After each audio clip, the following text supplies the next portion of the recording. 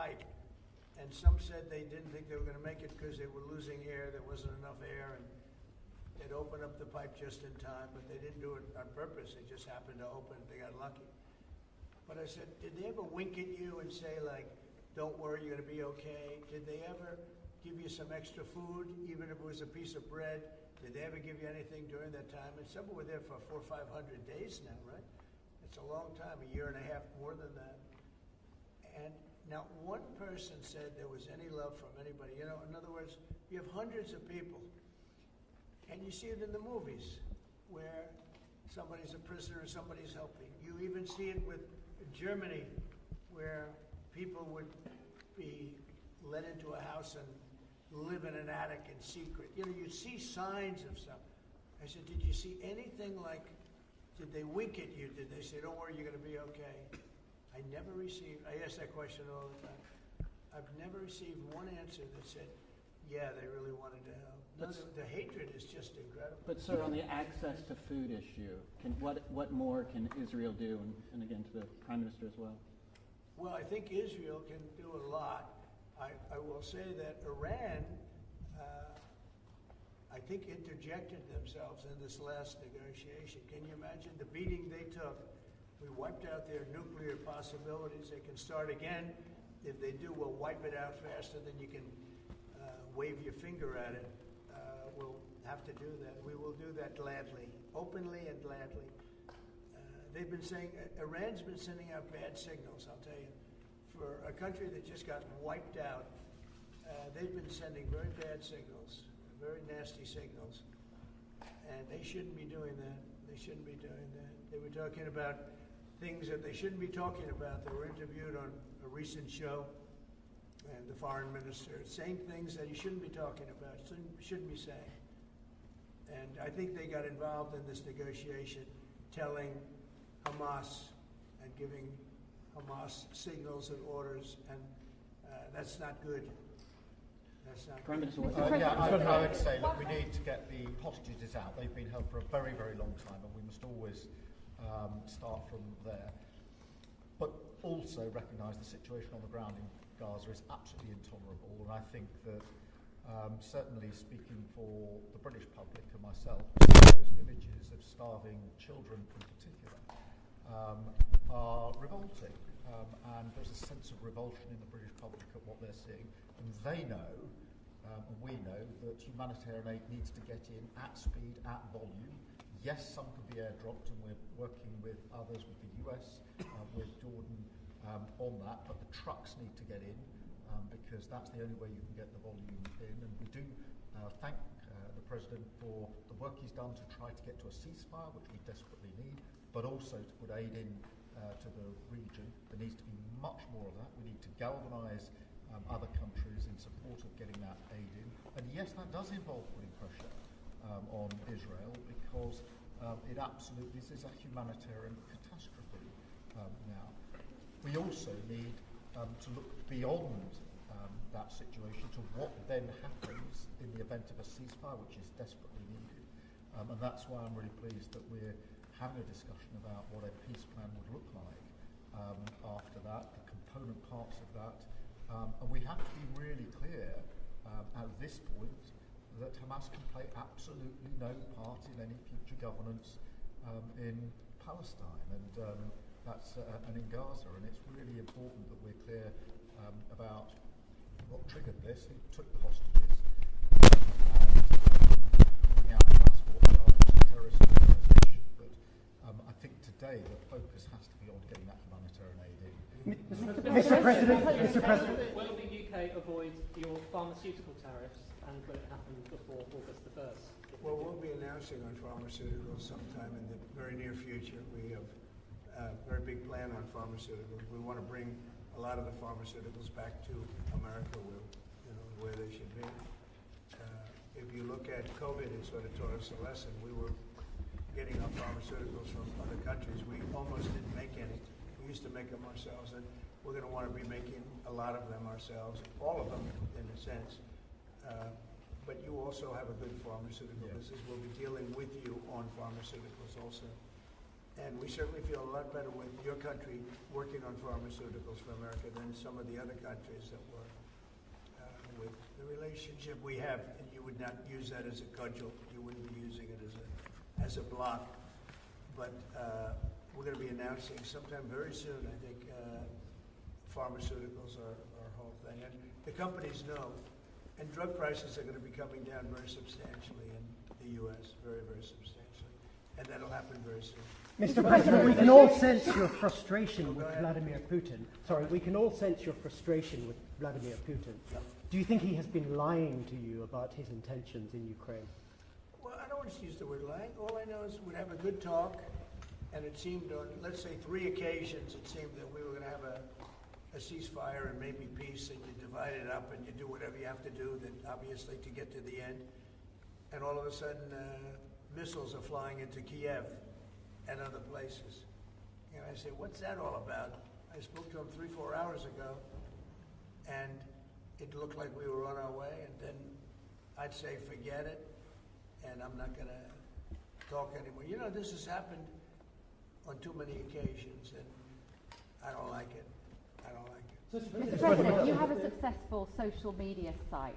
There are new powers here to censor your site, states mandated To powers. censor my site? To censor your site and You mean Twitter Truth? and Facebook. Truth? I mean truth. Is that okay? Well, I don't think he's going to censor my site because I say only good things. Will you please uncensor my site? Yeah, we're not censoring anyone. We've got some measures which are there to protect children, in particular from sites like suicide sites. We've had too many cases in the United Kingdom of young children taking their own lives, and when you look through their social media, they've been accessing sites which talk about suicide and encouraging, if you like, children down that road, and that is what we want to stop. Nothing about censoring free speech. But that treats all adults like this children. country is the proud. But that can treat all adults free like speech children. in this country has been for a very long time. We're very, very proud of it. We will protect it forever. But at the same time, I personally feel very strongly that we should protect our young teenagers, and that's what it usually is, from things like suicide sites. I don't see that as a free speech issue. I see that as a child protection issue. We actually passed a bill in Congress, headed up by my wife, actually, which was to pull bad stuff out having to do with children, because it is a problem.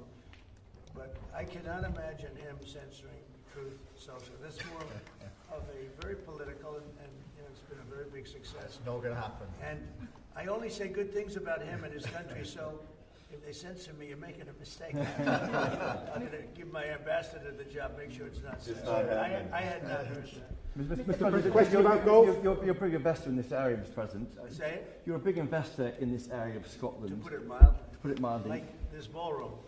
Yeah, That was built it's from amazing. scratch. Do you worry, though, about the risk of increased taxes here? Will that stop you investing? And do you have a message last night on the soccer to the English Lionesses who won the European trophy? So I think that I have a theory that low taxes bring growth. We just passed a big tax cut bill, the biggest bill in the history of our country, actually. And one big, beautiful bill. I used to call it the great one big, beautiful. We got the word great in, but it's actually called the one big, beautiful bill. It's essentially a very large tax cut bill for everybody. And our country's pretty soon, I think I can say it right now, our country's never done better. We had a country that was dead. It was dead 6 months ago, a year ago. Leaders from NATO, we had a very successful meeting at NATO. Your prime minister was there. It was an unbelievable love fest with all of those countries. And they agreed to go 5% and all the things. Very smart to do. But many of the leaders said, essentially they said, your country was dead 1 year ago. 1 year ago we had a dead, and we did. We had a dead country. We had a president who didn't know where the hell he was.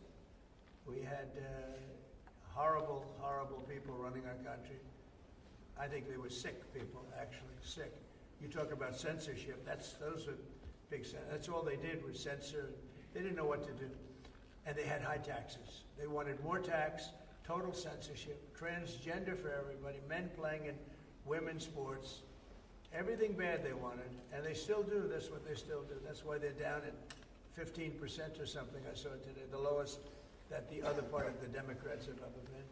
But no, I find that when you lower taxes, you get growth. I will say this area, and the Prime Minister hasn't been here very long, in all fairness. I think he'll be a tax cutter. But I find that as we cut taxes, we did more business. You know, in my first tax bill, we cut taxes from 39% down to 22%. And we ended up at the end of the first year, when it was still a little raw, we ended up taking in much more revenue than we did at 39%. It was pretty amazing. And we're taking in a lot of revenue right now, and this was an additional tax cut. So I'm fine for whatever it's worth. Tax cuts are very good. Mr. President, Russia moved up the deadline to now 10 or 12 days. Is the sanction the same that you're going to slap a 100% tariff on anybody who does business with Russia? Or what's the So what I'm doing is we're going to do secondary sanctions, unless we make a deal. And we might make a deal. I don't know. You don't know. It's we've done so many peace deals. This is the one I started out with, and you know, I know President Putin called me. He wanted to know if I could help him with Iran. I said, no, I don't need your help with Iran. I need your help with Russia. And so that's the one deal that continues to linger. And you know, we're losing 5,000. They're losing. I'm not losing. You're not losing. But 5,000 Russian and Ukrainian kids a week are dying. And that's not mentioning the people that are dying also in towns where, you know, he's lobbing missiles into certain towns like Kiev.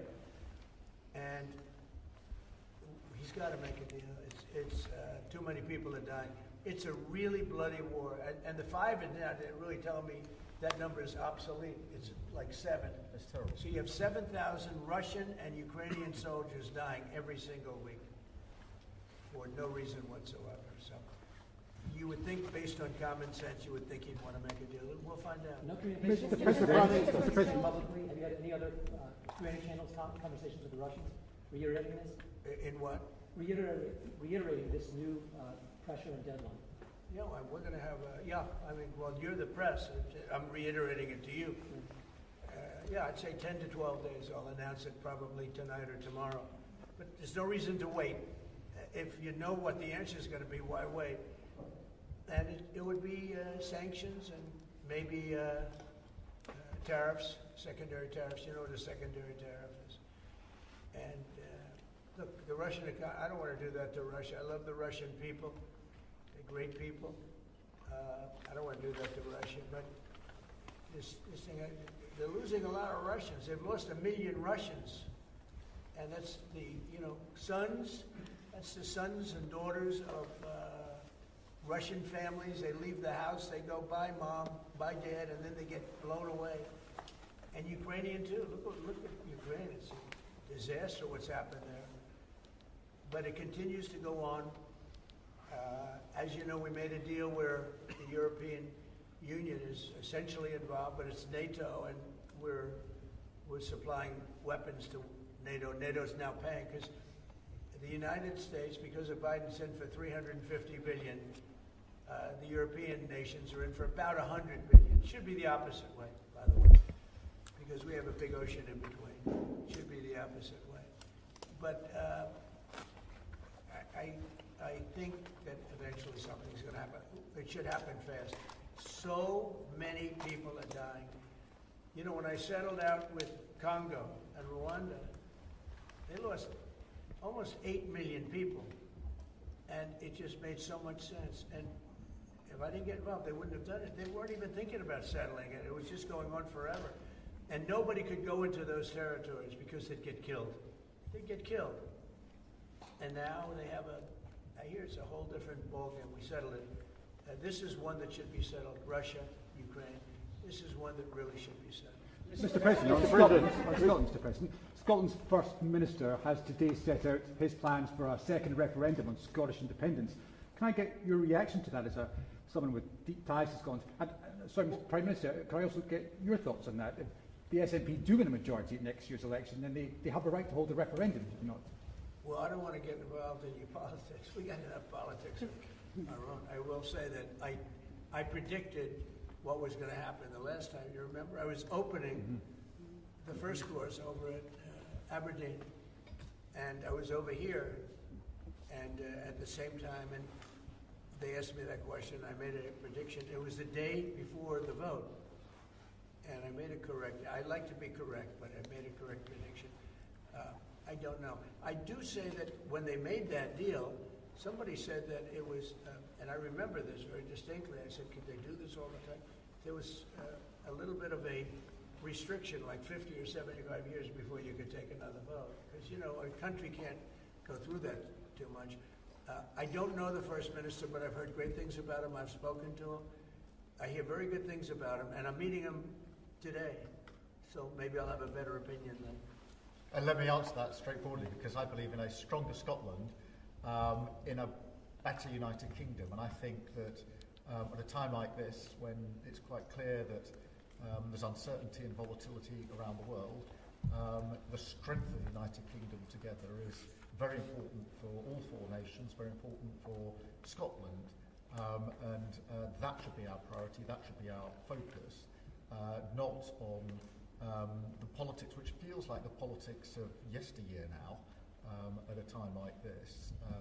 And I think that the First Minister should probably focus more on his delivery in Scotland than on his constitutional issues, and we might have a better health service in Scotland. But at a time like this, I think the United Kingdom is always stronger as four nations. I think that's better for all four nations. I think that's how Scotland is stronger. Look at the deal that we've been able to do with the United States, a really important deal that we made just months ago. That is what the United Kingdom can do when we act as a powerful set of four nations together, and there are very many other examples. Mr. President, you toured the Federal Reserve last week, and they are set to meet this week. Do you think your visit has inspired a potential rate cut, or how do you see things shaking out this week? Well, it's interesting. I did tour it. I toured the building. Yes. And if you looked at this building, if you came here like 14, 15 years ago, we've had it a long time. It's been an honor to have Turnberry.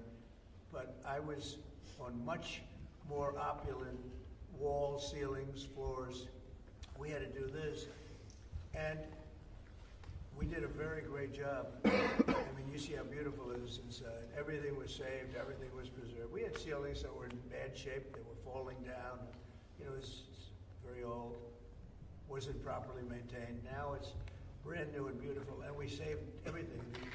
If you really think here, you took a look and you were sort of commenting the coloring. Now this is a brand new building, but if you look outside, it's equally opulent and beautiful, and we didn't do that by spending, hundreds of millions of dollars in surrounding a railing underneath the area that you're painting. I mean, I've never seen that. Like, brand new, beautiful plywood, very expensive, wrapped around a figurine or a railing to preserve it. But you don't have to do that. You can just wrap a cloth, they call it a blanket. And you don't even have to do that if you're careful when you're doing the ceiling. But I don't know what they did. They'd take down a ceiling and put up a new ceiling. And the new ceiling had no opulence to it. Or they'd fix the ceiling. But I would say that all I need is a good plaster and a can of paint. And, they spent $3.9 billion. And I spent a lot of money too, but it's I'd say 3.8 billion less, meaning I spent probably $100 million making this place incredible. And you were saying a lot of that was local trades. I used local trades. Looking at the windows, I think, in the next room. I had local trades do a lot of this. We have the most opulent windows next door, and I had a choice. Do I take them out? And, they've suffered through 125 years of storms. You have very big storms in this area. When you have a storm, you have a storm. And they made it, barely, but they were in bad shape. So I had some local people come up and we looked at them. You have some great craftsmen here, I think is what you're getting at. And they said, sir, honestly, they've had it. We can copy it and do it much better. And they did. If you take a look at the windows in the various dining rooms, they're magnificent. And they're new, and they're much better looking than what was there. Same exact look, other than a much higher quality. But do you foresee a rate cut? And they're local people. I use a lot of your local people. You have really great local tradesmen here, yes? But do you foresee a rate cut this week? Do you expect the Fed... A rate cut? Yeah, do you expect meaning the Fed... meaning a tax cut? No. Do you expect the Fed to cut rates this week? I think he has to. You had 11 cuts, you know? In Europe, they had 11 cuts. In other places, they had 10 or 11 cuts. And we had none, but I'm not going to say anything bad. You know, we're doing so well, even without the rate cut. With the rate cut, it would be better. It affects our housing a little bit. Look, we should be 3 points lower. Each point is $360 billion. Can you imagine that? That's big numbers. Each point, 1 point of cut, is the equivalent of $360 billion in savings. That's big stuff, you know. Those are big numbers in the U.S. Everything's big. He should cut. A smart person would cut. You know, he leaves very soon, so it's like one of those things, but I'll miss him greatly. Who will you appoint? On Turnberry, if I may, have you or will you enlist the Prime Minister in your effort to bring the Open back to Turnberry? And Prime Minister, you described this beautiful course. Do you agree with the President that it's time to bring the Open back to Turnberry? Well, as you know, that's not a matter directly for me. That's for the sporting authorities. But look, I mean, it is first time I've been here. It's absolutely magnificent, both inside and out, and looking at the courses itself and the building. It's incredible. But the decision on the Open is not a decision for me, as you'll understand. I should just pick up on the earlier question, because I for one will say congratulations to the Lionesses.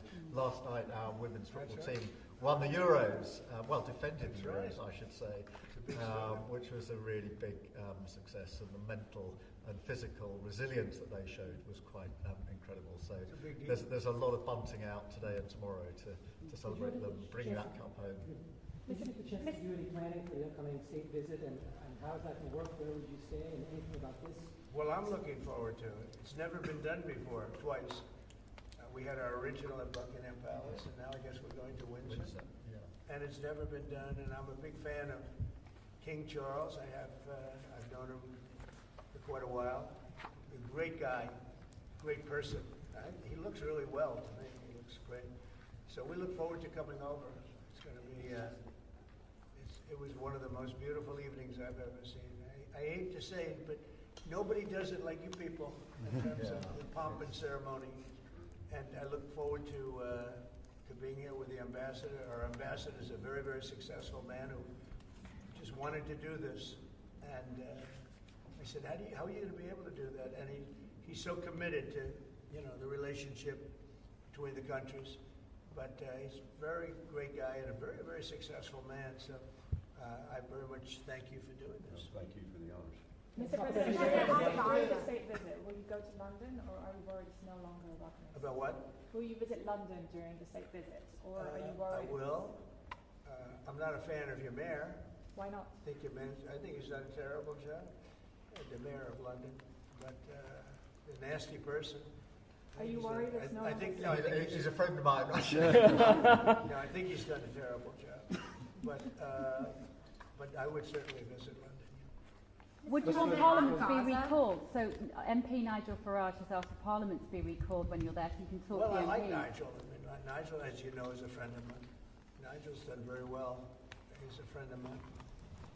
And Keir's a friend of mine. Would you recall Parliament so that the President can talk to MPs? Well, Parliament's in recess at the time, but look, I do want to be clear. This is an unprecedented and very special state visit.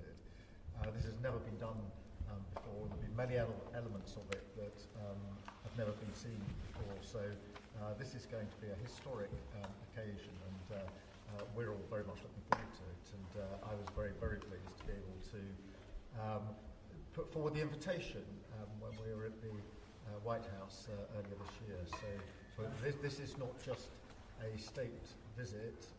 They're always incredible occasions, and this is an unprecedented second state visit. So you can imagine just how special that's going to be. The fact that it's never been done before, and that's because it's non-consecutive, and it's the only reason it could be, made it even more interesting, frankly. So it's going to be great. being with Charles and Camilla and everybody, I've gotten to know because of 4 years and now 6 months. Gotten to know a lot of the family members. They're great people. They're really great people. And in that sense, I think that the UK is very lucky. You could have people that weren't great people. I don't know if I'd say that, but you could have people that weren't. But we're very lucky to have a royal family. They're absolutely fantastic. So we really look forward to that. As far as Parliament, if he wants me to speak in Parliament, I'll do it. Okay? But it doesn't have to be that. It could be some other time. Maybe we should save it for another time. We'll let the one visit speak for itself. But anytime, if I could be helpful, I would certainly do it. Thank you. Mr. President, on Gaza, what kind of alternatives are you considering to get the hostages out if there's no ceasefire deal? Well, there are a couple of alternatives. Some are pretty strong, but the most sensible alternative is talk and negotiation. But I said a long time ago, at a certain point, they're not going to be talking because they're going to lose their shield. The hostages are a shield for them. They did horrible things on October 7th, and the hostages are a shield. And I said, you're going to get down a number, and the number's going to be at a point where you're not going to be able to get them back unless you're going to be very energetic, or to put it a different way, unless you're going to be very ruthless and violent. It's a bad situation to be in. Very bad. Mr. President, back to Russia. You talked during the campaign about President Putin respecting you and helping you have a relationship with him. Do you still feel that way, that he respects you, considering the conversations you've had that have been really nice, or is he being disrespectful? I've always gotten along with President Putin.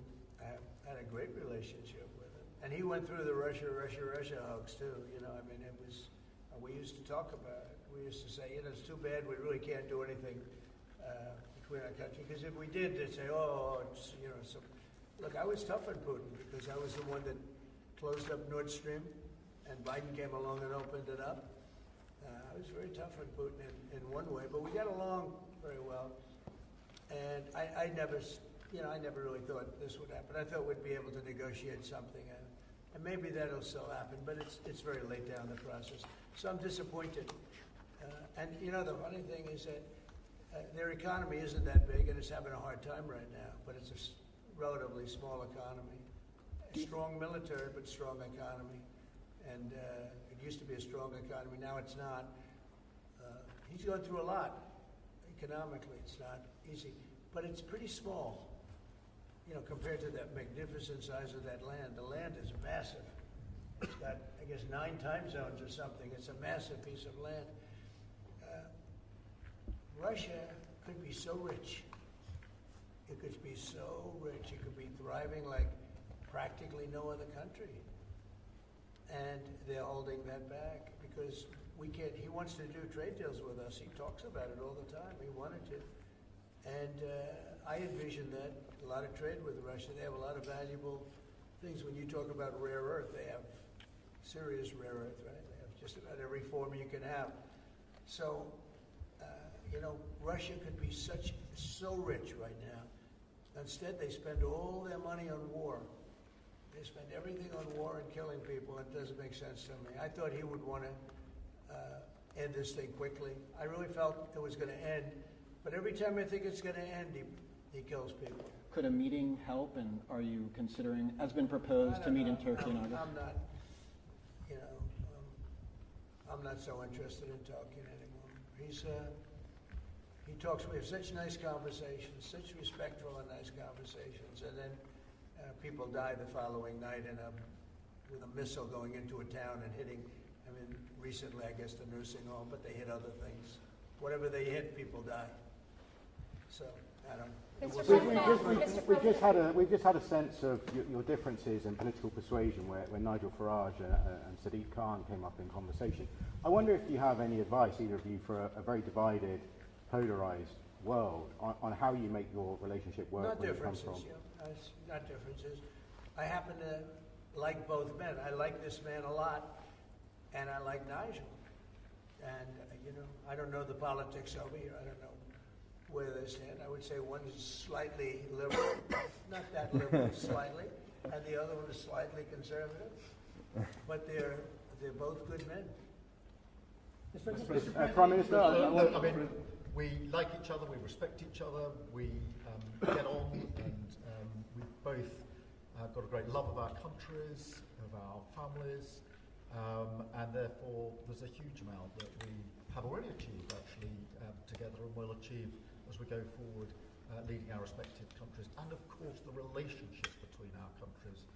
Donald, we were talking about this morning, that whether it's defence, security, intelligence sharing, it's a close historic relationship. We have fought together in the past, we've always stood together, and I, for one, am very pleased that we've got such a good personal relationship between us, and I think it just shows that even if you come from different political perspectives, different backgrounds, actually there's a huge amount of common ground when it comes to what is in the best interests of our two great countries, and they are two great countries, and I think that because we focus on what's best for our countries, we get along very well, and I'm very pleased that that's the case. Mr. President, you know he wants to cut taxes as much as he can, and you know politics is pretty simple. It's, I assume there's a thing going on between you and Nigel, and it's okay. You know, it's two parties, but generally speaking, the one who cuts taxes the most, the one who gives you the lowest energy prices and the best kind of energy, the one that keeps you out of wars, has kept you out of wars, but the one that keeps you out of wars. You know, you have a few basics, and you can go back 1,000 years, 1,000,000 years, whoever does these things, but low taxes, keep us safe, keep us out of wars, no crime, stop the crime, and in your case, a big immigration component, you know, because I know that your attitude has become strong on immigration, strong on the toughness of immigration. But I think whoever's going to be, I think I won because we had a lousy president, to be honest with you. We had an incompetent president. But I won because I was very strong on immigration. Now, we had inflation. We had sort of a bad economy with this guy. We had a lot of problems, but I focused on immigration more than I did anything else. And I think I won because of immigration. I think I won because of the border. I had a bad border where millions of people were coming in to our country illegally. And as you know, in last month, 0 people came into our country illegally, 0. So we went from a bad, incompetently run border to the most competently run border that anybody's ever seen. Prime Minister, the President makes it look easy dealing with illegal migration. You must be envious of his record in such a short period of time. Well, I think we've been discussing illegal migration is a huge issue in both of our countries. In the United Kingdom, it is a real cause for concern, and that's why we must bear down on it in all its aspects, upstream, across Europe, where a lot of ours comes through northern France, across the Channel, working with our allies, with our colleagues to break the gangs that are actually running this trade, but equally being very strong that when people have arrived in this country and got no right to be here, then we should be removing them to their own country, and that's why I'm really pleased that we've been able to focus on this very intensely and get 35,000 people out of the United Kingdom have no right to be here, because the message has to be you can't make your way to the United Kingdom. We won't tolerate our rules being broken, and if you get here, you will be returned but we are such to where you came from. And it's really important to bear down on that. We're such an attractive place for people to come because they want a better life, because we are a wonderful country. People coming via the rules are always welcome. Of course, we've welcomed talent and people into this country for centuries, literally. But what the British people will not tolerate is those that break the rules, those that come through irregular routes, and that's the really important distinction here. And that's what we're bearing down on. And I'm really pleased that we're through pretty well all of the international engagement I've done, all the meetings I've had, the country we've done deals with. We've done deals with countries in the last 12 months that many people thought it was not possible to deal with when it came to immigration, irregular immigration, and we returned thousands of people who've got no right to be here. And that, I think, is, for the British people, we're a reasonable, tolerant country. where people are coming lawfully to contribute to our communities, to our country, then of course they're welcome. They've made a great contribution. But what people will not tolerate is those that are breaking the rules. And that is an issue of today, but it's a very British thing. We are people who respect rules. We don't approve of those that break rules. Mr. President. I can say, though, that I had one of the greatest victories, they say the most consequential in 129 years, so I don't know about that, but it was pretty close. And we won all of the swing states, which never happens. We won the popular vote by millions of votes. We won, tremendous electoral college sweep. And I believe I did it more than anything else because of my strong stand on immigration. And I don't think this country is any different in that sense. I think it's a big factor. And it is with a lot of the European countries. Some of the countries have, lost their way, and they have tremendous crime because of it. I mean, you had countries with no crime that now have tremendous crime. And you know the countries, and I know the countries. And so I think it's a huge factor in any election, not just this election, but in any election. I think the one that's toughest and most competent on immigration is going to win the election. But then you add low taxes and you add the economy. He did a great thing with the economy because a lot of money is going to come in because of the deal that was made. But I think that immigration is now bigger than ever before. Mr. President, your Treasury Secretary is meeting with Chinese trade officials right now. Have you received an update? Do you expect a deal when these talks are over, especially with the August 1st deadline? No, they're meeting right now. And, we have a good relationship with China. But China's tough, and like you're tough, we're all tough, yes. But we're going to see what happens. We just concluded our deal with Japan. It was very good for everybody. We're making, great deals. We're making deals that are good for us, but we want them to be good for everybody. It's important. Sometimes I'll do something that I shouldn't do because it's not very important for our country, but it's very meaningful for the country on the other side. And I'll let them have that point because it's very important for them. So, I don't know, but we've made a lot of deals in the last couple of months. And then ultimately, as you might as well know, we're going to just, because we have, you have 200 countries, more. But people don't know they've got a lot of countries. And I wouldn't want to sit down with 200 people and have to deal the way he was calling me all the time. We want this, we got to have that, He's a tough negotiator. These are, look, they're smart people, but tough negotiators. They know what they want. And, but we're going to be setting a tariff for essentially the rest of the world. And that's what they're going to pay if they want to do business in the United States. Because you can't sit down and make 200 deals. But we've made the big ones. We just finished Indonesia. They opened up their country. We just finished Japan. They opened up their country. Japan opened up the country. They were totally closed. They opened up to our cars, even to rice. Rice was a big deal. They would never take anybody else's rice. They'd take your rice. But they opened up their country. Philippines, we just finished. They opened up their country. They were very closed. I'd love to see China open up their country. We're dealing with China right now, as we speak. Yeah, we're dealing with China right now. The deal you've got with the UK is better than the one with the European Union. Is that because you think Brexit was a good idea for this country? Look, we have a very special relationship with this country. Like, my mother was born here. And not only born here, loved it. She'd come back, I told you, religiously every year. And she'd go up to Stornoway and see her relatives. But she loved the country. Yeah, that probably it always has an impact. Always has an impact. But, Germany has a new leader, and I think he's terrific. I think you like him too. Yeah, I think he's terrific. My father was born in Germany. Or is Germany? His parents were just out. But, so, you have a lot of feeling for this part of the world. I do. I want to see this part of the world do well. Germany, Scotland, UK, I want this part of the world to do well. All of the nations. You know, you do feel a certain.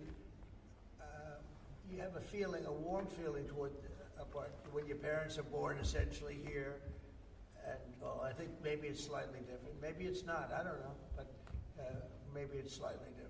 Mr. President, you completely rule out a pardon for Ghislaine Maxwell when you landed. Is that something you would ever consider, and why? Pardon for who? For Ghislaine Maxwell. Well, I'm allowed to give her a pardon. Yeah, you are. Nobody's approached me with it. Nobody's asked me about it. It's in the news about that aspect of it, but right now it would be inappropriate to talk about it. So. Mr. President, your opposition to offshore wind is well known. In Scotland and across... Wind is a disaster. But in Scotland and across the UK, wind farms are I know, popping it's up a shame. offshore, It's not his onshore. fault. Well, I used to tell Alex Salmon. Have you spoken to the Prime Minister, and will you speak to the First Minister of Scotland? All I can do is give my witness. Look, wind is the most expensive form of energy, and it destroys the beauty of your fields and your plains and your waterways. And look out there. There's no windmills, but if you look in another direction, you see windmills. When we go to Aberdeen, you'll see some of the ugliest windmills you've ever seen. They're the height of a 50-story building, and you can take 1,000 times more energy out of a hole in the ground this big. This big. It's called oil and gas. And you have it there, the North Sea. This big, that nobody would even see. You can take 1,000 times more power because the wind is intermittent, it doesn't work, it's extremely expensive. All the windmills are made in China. They used to be Germany and China, now they're mostly in China. They all come out of China. They say that the blades, which are carbon fiber, you can't bury. Oh, okay, you can't bury. What are you going to do? Dump them in the ocean someplace? Because they only last a certain period of time. And remember, a windmill has a life of 8 years, especially when they're out in the salty sea, and they start to rot and to rust. You're going to have to replace them. It's very hard to replace them. Wind needs massive subsidy. And you are paying in Scotland and in UK and all over the place where they have massive subsidies to have these ugly monsters all over the place. So I've restricted windmills in the United States. Now, a couple we have, you know, the poor stupid people at the beginning, they approve them, so they have their full approvals. But I've restricted windmills in the United States because they also kill all your birds. You know, they wipe out. You know, it's interesting. If you shoot a bald eagle in the United States, they put you in jail for 5 years. And yet windmills knock out hundreds of them. They don't do anything. You explain that. So it's a very expensive energy. It's a very ugly energy, and we won't allow it in the United States. So we believe in a mix, and obviously oil and gas is going to be with us for a very long time, and that'll be part of the mix. But also wind, solar, increasingly nuclear, which is what we've been discussing this morning, civil nuclear as we go forward. The most important thing for the United Kingdom is that we have control of our energy, and we have energy independence and security, because at the moment, whatever the attributes and facilities in the North Sea, that is sold onto the international market, and we buy it back off the international market. That was a historic mistake in my view. But what we need is a mix so that we get the energy security that we need for the future, and that's the focus of everything that we're doing. But what we have discussed today is that the energy prices are too high, which is why we recently took measures to reduce the energy prices, particularly for energy-intensive businesses. But in the long run, the only way to reduce your energy prices is to take control of your energy, and that's what we're doing, taking control of our energy. Mr. President, our King Charles, who you're a great friend of, is a big fan of eco-projects of windmills, as you call them. Is he wrong? So King Charles is an environmentalist, I will tell you. And I say that in a positive way, not a negative way. Every time I've met with him, he talked about the environment, how important it is. And I'm all for it. I think that's great. You know? King Charles, more than anything else, loves the country. But I got to know him very well. He truly is an environmentalist. He wants clean air, clean water, you know, all of the things that we all want. Mr. President, you have said that you have not been briefed on the Epstein files, or your name has not appeared in the Epstein files. But doesn't the AG have to tell you if your name is in the files? Well, I haven't been overly interested in it. You know, it's a hoax that's been built up way beyond proportion. I can say this, those files were run by the worst scum on earth. They were run by Comey, they were run by Garland, they were run by Biden, and all of the people that actually ran the government, including the auto pen. Those files were run for 4 years by those people. If they had anything, I assume they would have released it. The whole thing is a hoax. They ran the files. I was running against somebody that ran the files. If they had something, they would have released. Now, they can easily put something in the files that's a phony. Like, as an example, Christopher Steele, a person you know well, happens to be from your country. But Christopher Steele, as an example, wrote a book, a dossier. We call it the fake news dossier. And the whole thing was a fake. The whole thing was a fake. They could put things in the file that are fake. But those files were run by bad, sick people. If they had anything, why didn't they use it when I was killing Joe and then he gave out because he was 25 points down? And then I got somebody new. Nobody even knew anything about it. She was a horrible vice president.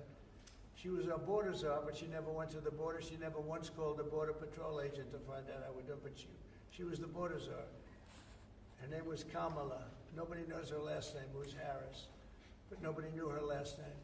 So I ended up, how would you like to end up in a race where you're killing somebody, you're beating him, and then they say, all right, we'll take him out. He's not working. Let's put somebody else. And then she had a 6-week honeymoon. It was amazing. They predicted she would have a 6-week honeymoon, and she did. And then she got slaughtered. Do you feel that? But think of it. Those files were run by these people. They were run by my enemy. If there was anything in there, they would have used them for the election. Do you feel that drawing I think I heard you say something the other day, the drawing that was the subject of the Wall Street Journal report? I don't do drawings. I'm not a drawing person. Do you think it was fraudulent? I don't do drawings. Sometimes people say, would you draw a building? And I'll draw 4 lines and a little roof, you know, for a charity. So, but I'm not a drawing person. I don't do drawings of women, that I can tell you. They say there's a drawing of a woman, and I don't do drawings of women. And also, you know, Epstein was always a very controversial guy. I was in a very high position, you know, pretty much all my life. In all fairness, I've been doing this for a long time. I had the top show on television. I had the #1 bestsellers. I had everything, right? And I was a very successful business guy. He was a very controversial. Who would do a controversial drawing? Now, with that being said, they say there were many letters done by many people, and many big people, you know, big successful people. But I just don't. When you talk about files, I just keep going back, and other people too. Even the enemy says this thing is not correct, because if we had it, we would have used it on the guy. It's a bad issue. They say it's a good issue for Trump. Do you know that my poll numbers are up 4.5 points since this ridiculous Epstein stuff? My poll numbers have gone up 4.5 points because people don't buy it. Okay, people don't buy it. And he's gone, and we want to focus on trade deals. I want to focus on the deal we just made with the European Union, which is the biggest trade deal in history. It's the biggest deal, I think, in history, not just trade deal.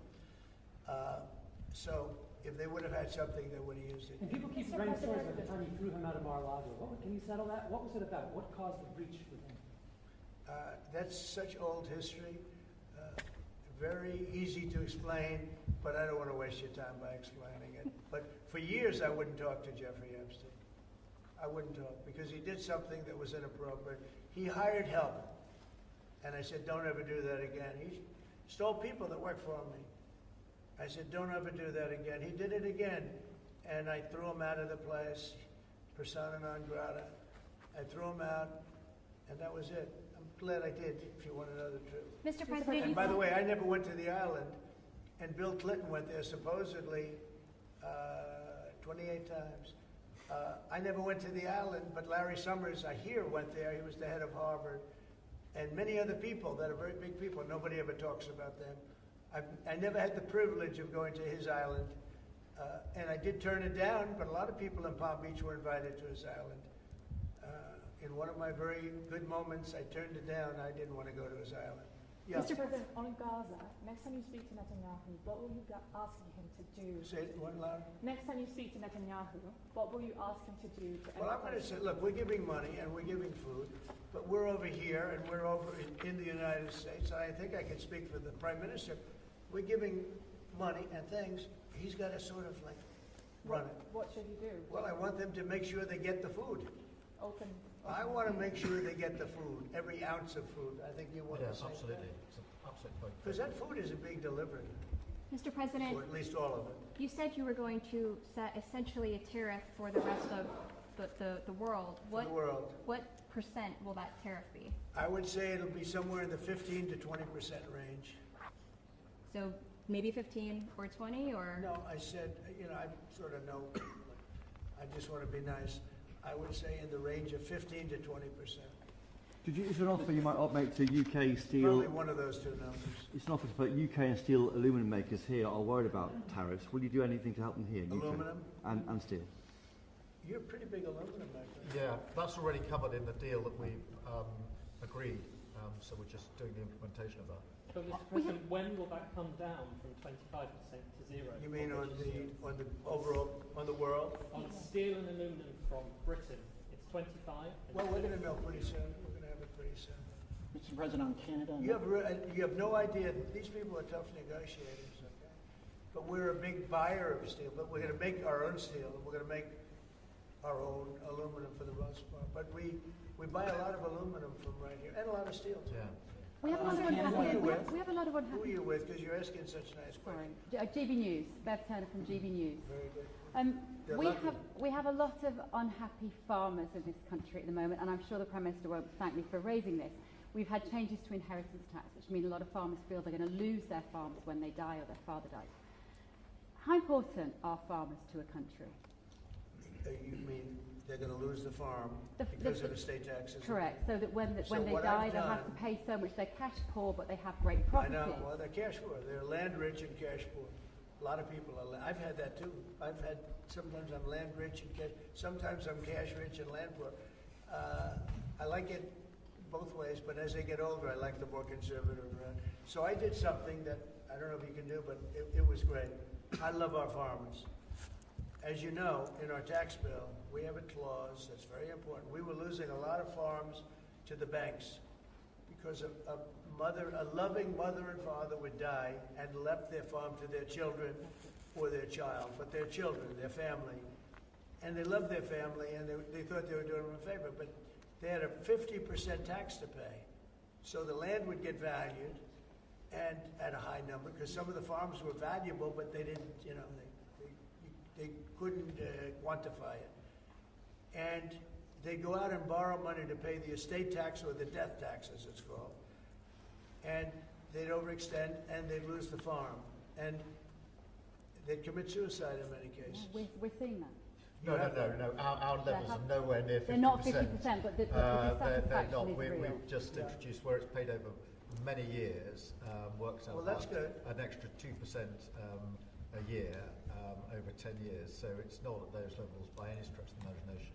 But the other thing that we've done, as you know, is make sure that we've got a pathway for farmers that actually increases their year-on-year income, which is the most important thing.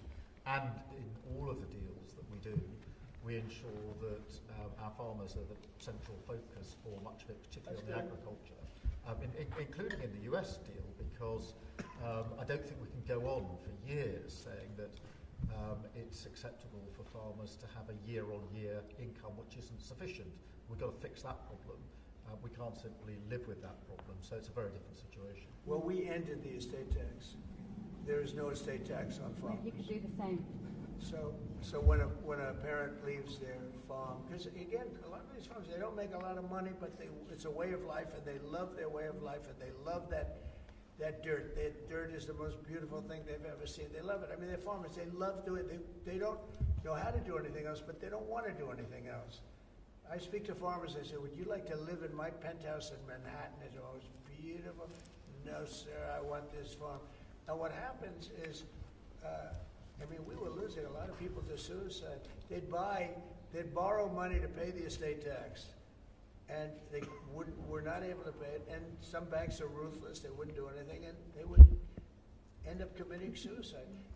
We have totally ended the estate tax in those situations. So there's no estate tax. So when a parent leaves the farm to the kids, they don't have to worry about their local, possibly unfriendly banker coming in and stealing their farm. Mr. President, back to migration, one of the hot flashpoint issues in Britain is migrants being housed in hotels and people in the local communities not feeling safe. Is that an appropriate place to be housing migrants? Does Britain need its own version of the alligator Alcatraz? Anybody illegally should not be allowed in the country. Thank you all. Thank you.